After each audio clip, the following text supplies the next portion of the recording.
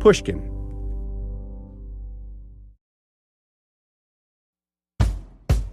All right, here we are. Welcome to the third and final part of our season. In this last part, we'll be giving you secret tips so you can make a killing. I was able to completely change my life around from making $0 to now making hundreds of thousands of dollars from sports betting. During this entire journey, I found 7 key habits I wish I knew earlier. Just 7 key habits. How hard can it be? I mean, even Eric Andre's doing it. Buffalo! It's Broncos time. I'd take the over. Take the over. Over to YouTube. Everybody's going to hate me for this, but day 307 of betting $100 every single day of the year, I won $500 yesterday. Every day is a new day, but it only counts as a day if you put some money down on it. You need to be more like me, or Kevin Hart. A home run will have you crying like it's the birth of your child. Michael. Yeah. You're in the wrong script. Oh.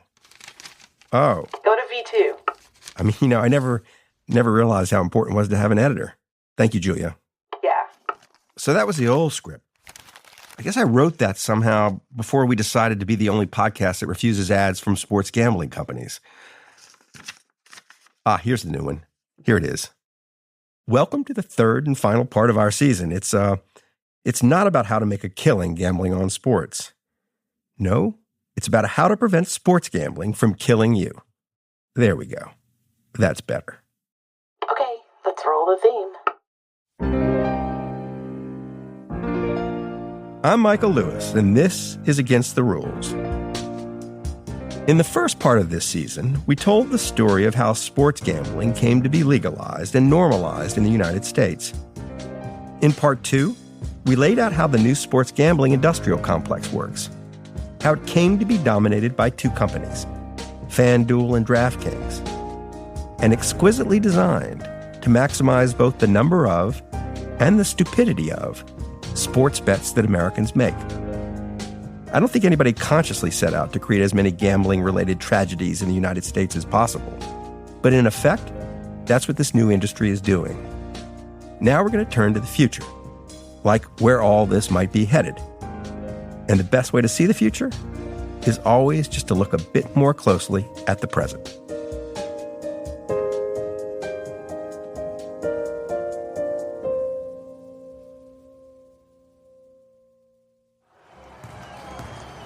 We're going to start our tour of the present on a basketball court. There are gambling signs and gambling advertisements. We can't even watch playbacks of our game without seeing, FanDuel, DraftKings, or whoever advertising, the player props or futures going on.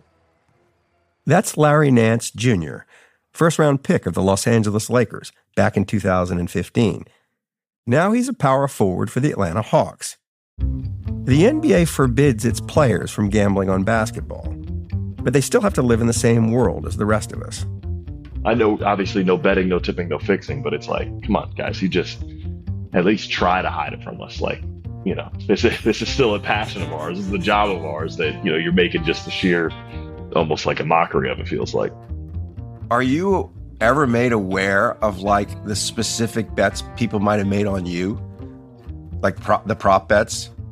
Social media will, if you log into social media before or after any game, before the game, you have people begging you to hit a certain amount of rebounds or points or whatever it is. And after the game, you either have somebody praising you or absolutely cursing you out for it being your fault that they lost money. Is it different than it was when they were just upset or happy that the team won? Oh, significantly. Yeah. It's the kind of language used is drastically different than just losing a basketball game or having a poor performance. But now when somebody thinks you lost them money because, it's my job to get your 7 rebounds tonight, then they get very animated if you don't hit that number. So it gets personal. Oh, very much so. Yeah. Attacks on family, attacks on just anything they can lash out on, they will use and lash out. So what do you do to defend yourself? I don't mean physically. I mean, just like to make sure this isn't making your life miserable. Oh, I didn't ask you to put money on me. For me, like I honestly, I have no desire to hit anybody's number. I hope nobody ever bets on me ever. Like I genuinely hope nobody ever bets on me because I just don't care about your specific agenda. So you can tweet at me anything you want, and my honest reaction is like, shouldn't have bet. Now, Larry Nance isn't even close to the focus of gambling interest in basketball. I love watching him play, but he usually comes off the bench, and hardly anyone except sports gamblers pay attention to how many points he scores. But even he senses the new danger in the air. We played in Memphis, I think, and we were staying there that night. And I didn't hit my player prop, which I don't know why you're betting on me, but I got a message while we were in Memphis that was like, hey, better not leave your hotel room tonight. And it was just like, you know what? I don't know if that's credible or not, but regardless, I'm probably going to stay in my hotel room tonight. This moment in Larry's story, it reminded me of someone we heard from a few episodes ago. Jeff Gordon, the recovering gambling addict. As a kid, Jeff had been a huge basketball fan. But after he started gambling on the sport, his love curdled into something else. What triggered my mind that I think I have a problem is I was pissed at the player because I was a quarter of a point away from being in first place and winning more money. And I was pissed that that player didn't score one more basket or give one more assist. And I just remember hating Andre Iguodala for so long. And it's like, why? Of course, fans have always wanted things from players. There's nothing new about that. What's new is the tone of their desire. Less a want, more a need. Like, you know, when you go sign autographs or something pregame, or go sign autographs for people getting on the bus, they'll be like, hey, how's Zion feeling tonight? Or as a nasty fall, how is he? And you got to look at him and go like, fine. You know, just one word, fine, good, I don't know. More and more what fans want is information, an edge. There's been multiple occasions where, like, you can tell someone's come up digging for information. When you don't give it to them, they're like, come on, man. Like, come on, just, help me out this one time. Like, I don't know you. No. The players always know stuff that would be useful to gamblers. The players are also seeing gambling happen all around them, on them. To Larry, it seems pretty clear what's coming next. I think there's going to be a lot of players getting in trouble. A lot. I mean, a lot of players getting in trouble. Trouble. That's what's coming. We've already seen a trickle of it, but the waters are rising, and you can feel the flood on its way. And so can everyone involved in any sport that's being gambled upon. The entire sports industrial complex is a bit like those poor people in western North Carolina who were told they lived in a flood zone, but had never seen a flood. And then came the rain.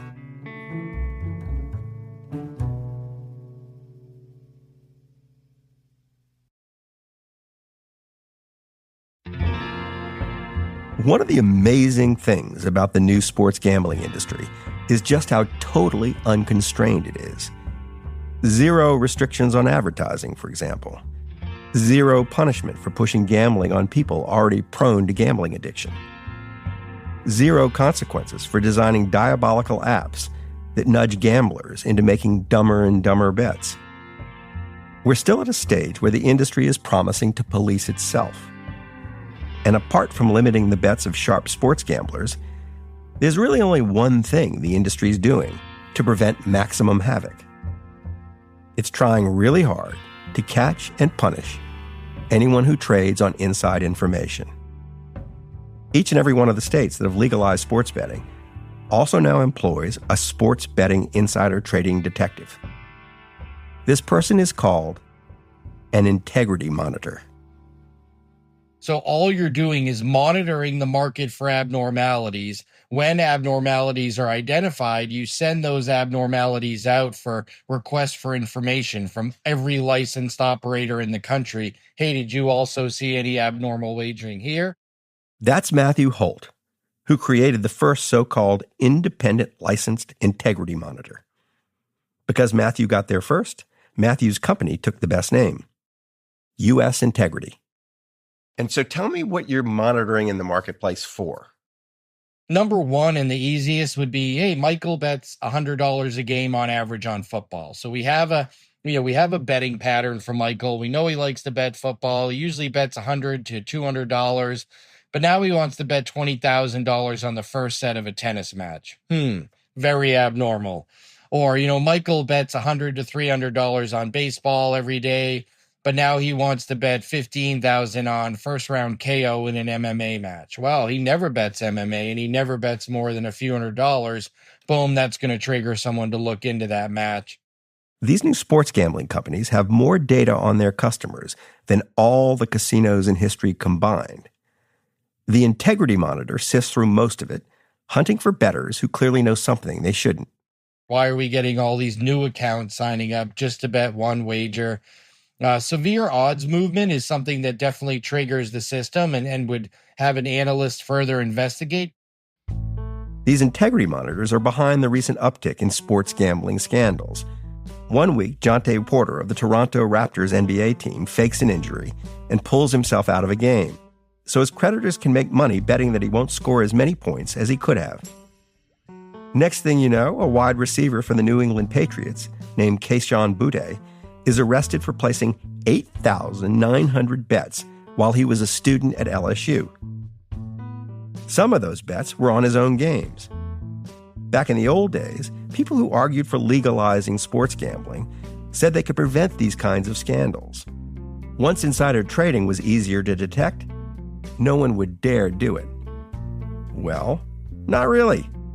Instead, it seems that the easier it is to trade on inside sports information, the more insider trading there will be. Brad Bohannon was a college baseball coach at the University of Alabama who, with a group of his friends, had got into some gambling debt, and they came up with an idea to make some money. They were playing LSU on a Friday night when LSU was the number one team in the country, and the coach came up with an idea that he wouldn't tell anyone he was going to make a pitching change to basically an outfielder, relief pitcher who had, not started any games and didn't have any experience. Corrupt sports bets are a bit like weird sex acts. You hear about them and think, nah, no way anyone would do that. But a good rule of thumb in life is that anything some human being has imagined, some human being has done. And apparently, some human being imagined a college baseball coach hired to teach and improve a bunch of young men, rigging a game against his own players. When one of the bettors attempted to place a six-figures wager at a sports book, the people behind the counter started asking him questions. They realized that he was actually communicating with the coach on the phone at the time. We were able to collect that evidence, video surveillance evidence, and end up showing that they were putting together a pretty big scheme. And they had 4 people betting in 4 different places. It doesn't sound like they were that smart about it. They weren't. No. And at the end of the day, sometimes we joke that we certainly catch America's dumbest criminals. That's one point about integrity monitors. They're pretty good at catching the dumb insider traders. People who work for pro sports teams placing bets from inside their training facilities, for example, and who were instantly caught by the sports app's geolocation feature and reported to the league office. I'm told that's happened a lot. But there's just no way that everyone trading on inside sports information is that dumb. If you were the Alabama coach and you were advising the people how to place the bets so that they didn't get detected, what would you tell them? Number one, you want to try to place the bets in person if possible. Because, again, once you sign up for an account, there's this huge digital footprint with all of your information. Make sure that it's across state lines. Why do you want to make sure it's across state lines? Because at the end of the day, and if it's different operators across state lines, what we are seeing right now is more competition in the integrity landscape. The integrity landscape. I love that phrase. The integrity landscape in sports gambling is complicated. Less like a wheat field in Kansas than a rainforest in Borneo. There are a bunch of companies like U.S. Integrity.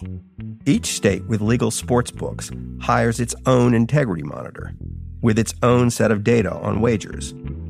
And let's say that I knew that there's 5 big sports books, and I can use a different sports book in each state. And of those 5 big sports books, 3 of them use different integrity monitoring providers. Well, suddenly, one bet at one sports book might not trigger the alert. But if each integrity monitor only saw 1 or 2 of the bets, and each operator also only saw 1 of the bets, they're not likely to report, and you're more likely to get away with it. Still, it's true that they're catching a lot more people trading on inside information than ever have been caught in the history of sports. Matthew says that they're now like 150 busts a year. So these integrity monitors are kind of doing for illicit sports gambling what the Kinsey report once did for sex, showing us all what everybody else is doing. And is there a pattern to why they do it? You know, it's crazy. Some of it, it just goes to the competitive nature of athletes in general. When you think of like Calvin Ridley and Jamison Williams and some of the NFL suspensions just as examples, those guys were betting such inconsequential amounts of money. Calvin Ridley was hurt. He wasn't even playing. He certainly wasn't trying to manipulate any matches. The insider trading is often totally irrational. I mean, you'd think that a guy making millions of dollars as a player wouldn't risk them by making sports bets. But they do. And you would think that if they're going to take that risk, they'd at least make very big bets. But they don't. Hunter Deckers, the starting quarterback at Iowa State, who lost his eligibility, his average bet size was $7.22. $7.22, and he lost his entire collegiate career. And why? And why? I don't know. Just he was bored. Boredom, I guess, yeah. Some of those guys, especially in college, live such regimented lives. You get up, you have team practice and breakfast, and you're basically told what to do all day, every day is scheduled out for you.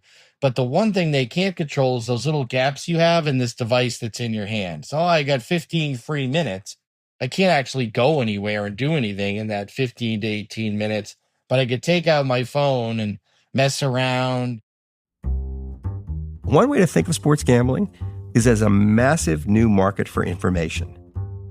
All sorts of information that no one thought twice about can now be used immediately to make money.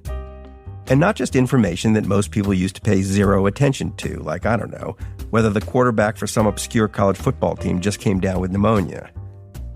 I'm talking about information that would never have occurred to anyone, ever, in the history of man to have financial value. We saw some significant betting on this basketball game. The line moved like 4 points. This was a college basketball game, before which the odds shifted in a big way, even though there was no new public information. And then one of these syndicate bettors called us and said, hey, I heard that this team is stuck on the tarmac with mechanical issues. They're going to make it to the arena, but not in time for warm-ups. And we know in football and basketball, if you miss your stretching / warm-ups, those teams lose every time. Is that true? Every time. I didn't know that. It is. Huh. Yeah, they lose over 90% of the time, and usually in blowout fashion. Moments after the pilot announced the delay of the team's flight, the sports books started seeing bets from people who had obviously heard about it, because it took the integrity monitor only 7 minutes to get the news. And in that time frame, it somehow got in the hands of syndicate bettors who bet all this money. And one of them even had time after making all those bets to call us and give us a heads up to like, hey, if this keeps happening, here's what's going on. Information moves so fast. So fast that the modern world really hasn't gotten its mind around it. So fast that there's no way it won't run wild over any integrity landscape. The various sports leagues are really trying hard to prevent this from happening.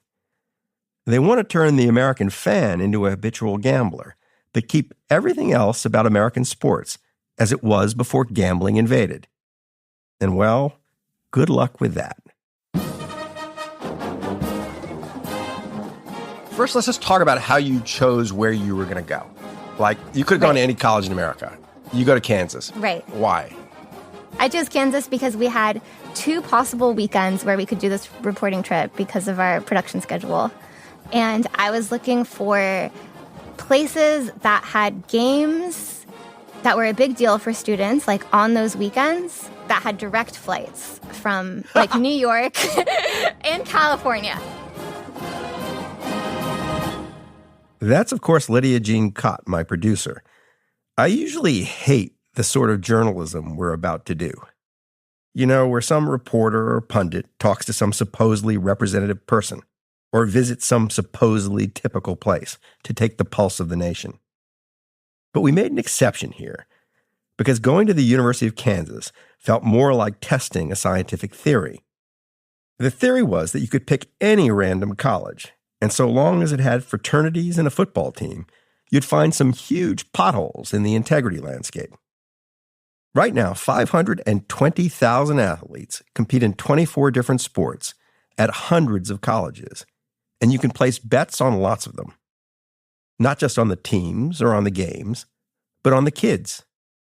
Like whether the freshman guard on the Temple University hoops team will score more than 10 points in tomorrow morning's game. And if you saw him passed out at a frat party the night before, a prop bet might seem like the opportunity of a lifetime. So we dropped LJ at random into a college, the University of Kansas. She'd just been basically kicked out of all the sports books for committing the sin of placing smart sports bets. So she now had time on her hands to talk to the people the sports gambling companies just love.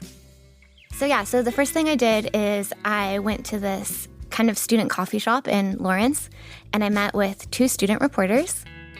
And one of them was Chad Cushing. He's a multimedia editor at the University Daily Kansan. It's everywhere. It's absolutely everywhere. I mean, any morning of a game day in class, especially for basketball, I mean, the most guaranteed thing you could say to break the ice almost, if you find another boy that you sit next to, is like, hey, what's the play tonight? You know, what's our Hawks money line. Hawks money line. Hawks money line. People get... That's Ben Hook. He's a sophomore and the sports editor. Like tattoos. What's Hawks money line mean? So money line is they win outright. Yeah. It's just You're who just wins. picking the winner. And if the Hawks are going to win, the Jayhawks are going to win, Hawks money line. People get Hawks money line like tattoos. Wait, people get Hawks money line tattoos. I've seen crazy. Go Hawks money line. Yeah, on the mouth? Yeah, on the inside. On like the inside of your lip, it says Hawks money line. Yep. I made good money on Hawks money line last year. So you talk to the journalists, and the journalists lead you to the real people.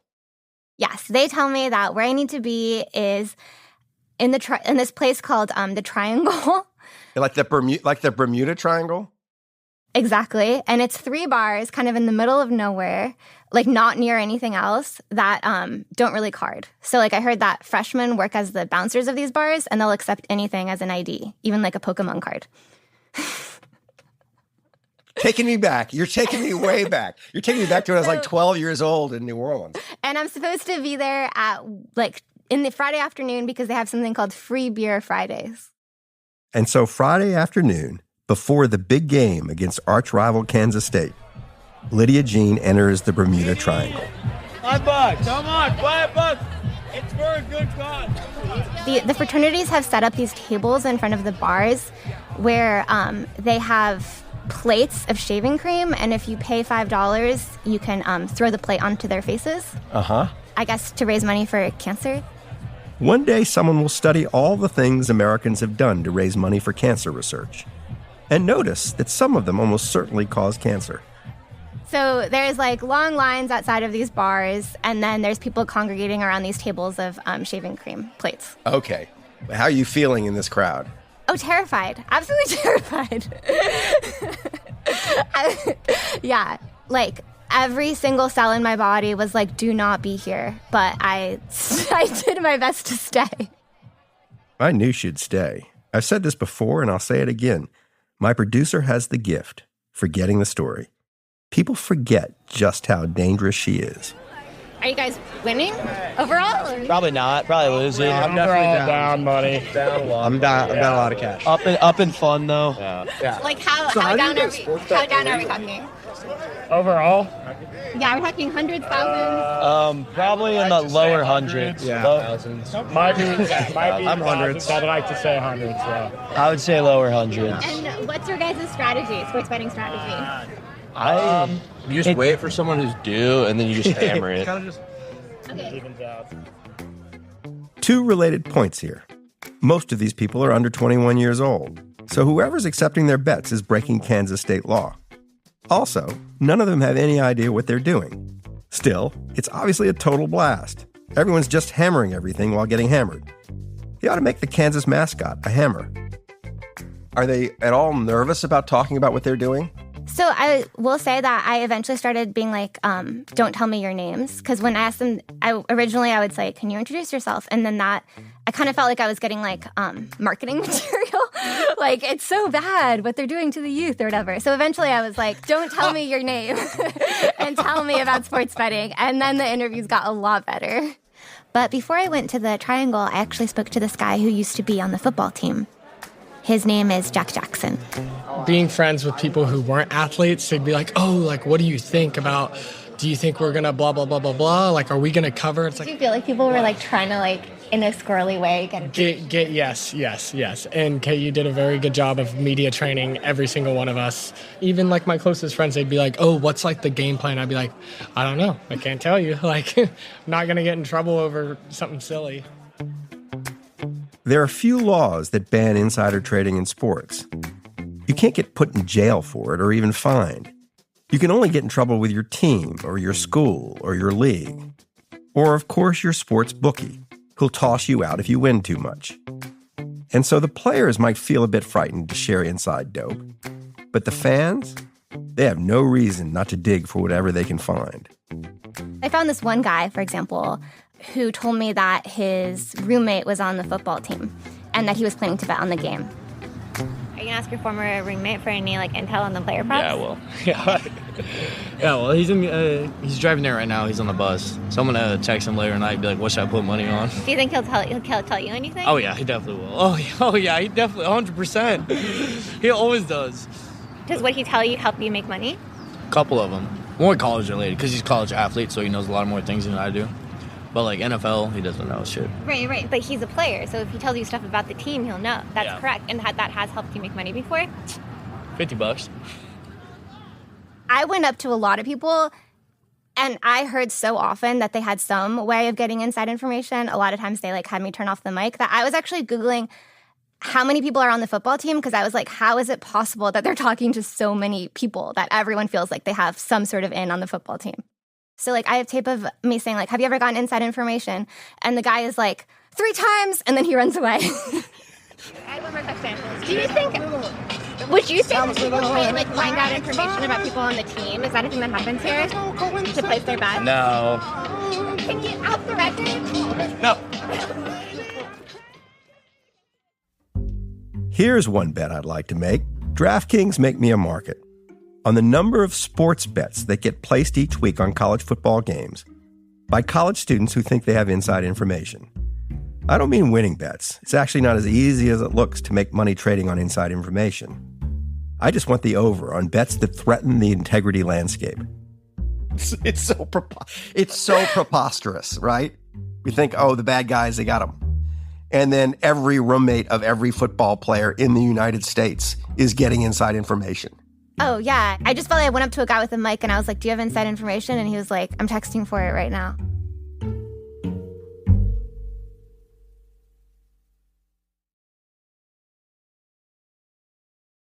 How do we refer to you in the podcast? Governor Baker?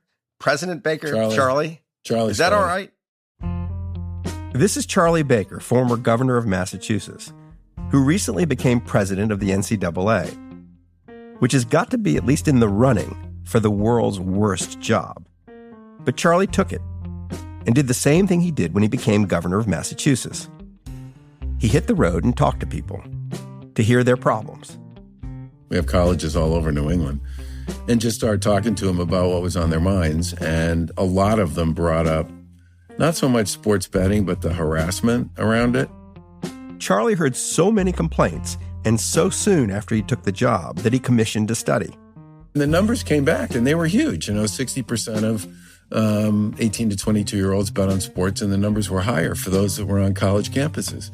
That just puts college athletes basically in the midst of a whole community that is betting on sports, whether they're betting on their games or betting on other people's games. They're betting on sports. And a lot of the kids on campus bet on their own teams. Why? Because they're more familiar with them, they think they know them better, and they think it's a better opportunity for them to win. And the athletes you were talking to when you first took the job, some of them brought up the pressures caused by the gambling interests? Oh, absolutely. It was just all kinds of trash being talked at them based on their performance and how much somebody lost or how much it cost somebody, or I'll meet you outside your dorm the next time I see you. And I mean, really just awful stuff.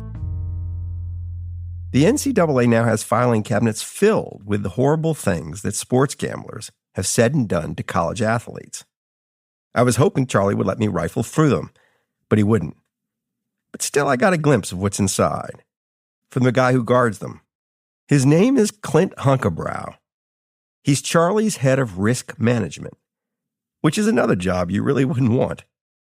We see messages. One that we flagged this last year during our work around March Madness is, if you don't get 22 points and 12 rebounds, everyone you know and love will be dead. So it's a far cry from normal fandom. You suck. I hope you lose the game.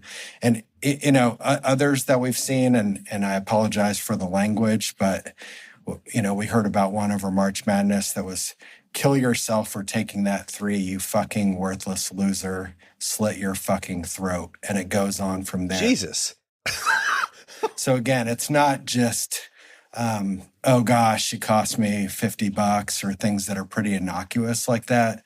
They're very specific. They're very threatening. We've heard about a lot of student athletes receiving Venmo requests after games where it's like, you effing this, you effing that, you cost me $5,000, pay up, or I'll be waiting for you outside the facility. So just really, really specific, abusive, threatening messages with clearly a gambling nexus to them. The NCAA has pushed for all the states that allow prop bets on college athletes to eliminate those bets. Very few have done so. And Charlie Baker keeps hearing these horror stories. A kid will talk to me about, having a dorm mate, a fraternity brother, a friend of a friend who comes up to him and says, look, I need the money and I don't want you to lose the game. All you really need to do is just don't take the first shot, miss your first free throw, just, small stuff. That's all I need. To you, it may seem trivial if some college basketball player misses his first free throw in a game. And until roughly 5 years ago, no one would have thought twice about it. But now you can bet tens of thousands of dollars on whether or not that free throw is good. And the problem with that is there's no end to that. And you never want, especially an 18-year-old or a 17 or 19-year-old, to be put in a position where they're being socially pressured by people they're going to see every single day who are claiming that this is a moment of desperation for them. Back in the 1970s, Charlie Baker played hoops at Harvard. He wasn't on the team at the time, but in 1978, Harvard lost a shockingly close game to a much stronger Boston College team. It turned out that several of the Boston College players had taken money from the Lucchese crime family to shave points, to make the final score much closer than it should have been. Fixing games is, of course, the ultimate act of insider trading. The gambler knows for sure what will happen. But the Boston College players still screwed up. They won a game or two by too much, and the mafia allegedly sent them a message. You can't play basketball with broken hands. Still, the Boston College players successfully rigged the Harvard game, and after it, they got caught. One was sentenced to prison for a decade. But that was just a weird one-off example. Now the same kind of force is everywhere in sports. It's just the mob that's different. It could be people who are, who live in the dorm next to you. It could be people who live right off campus and walk through campus when you walk past every single day. When I talk to them, the biggest thing about it is the challenge associated with not looking over your shoulder or not assuming that anybody you don't know could be one of these people, or that people you do know could be some of these people. So here we are, In a new world where college athletes walk around their campuses with just a little bit of the same uneasy feeling as the Boston College players must have had when they pissed off the Lucchese crime family. And the only question really is just how much that feeling will be amplified. So we're just getting into this space. And that's the other thing I'd say. When people say to me, well, social media has always been obnoxious and nasty, that's true. But boy, in this world, it has gotten a lot nastier in the course of the past couple of years. My heart is palpitating. Clint Hunkerbrow again, Charlie's risk officer. I think that the biggest worry that keeps me up at night is really looking, 10 years down the road, 20 years down the road back. And there's a whole generation of young people that, went to college and ultimately found themselves gambling and had just extremely negative consequences on their lives, from their finances to their aspirations to their relationships. Like, we're failing a generation if that's what we look back at 10 to 20 years, and that's the picture that we see. The integrity landscape in sports gambling. Here's maybe its most important feature: how hard it is to see. All this new stuff is going on around us, but it's not like drinking or smoking or even drug use. Even as sports gambling poisons the relationship between fans and athletes, even as it seeps like a fog into American college life, the drug itself is invisible. But in this strange new landscape, one thing is clear: what it lacks: integrity.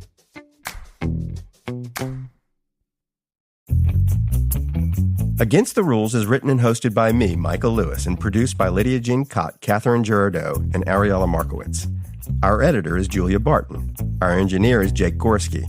Our music was composed by Matthias Bossi and John Evans of Stellwagen Symphonette. Our fact-checker is Lauren Vespoli.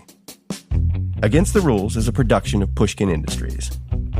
To find more Pushkin podcasts, listen on the iHeartRadio app, Apple Podcasts, or wherever you listen to podcasts. And if you'd like to listen ad-free and learn about other exclusive offerings, don't forget to sign up for a Pushkin Plus subscription at pushkin.fm/plus or on our Apple show page.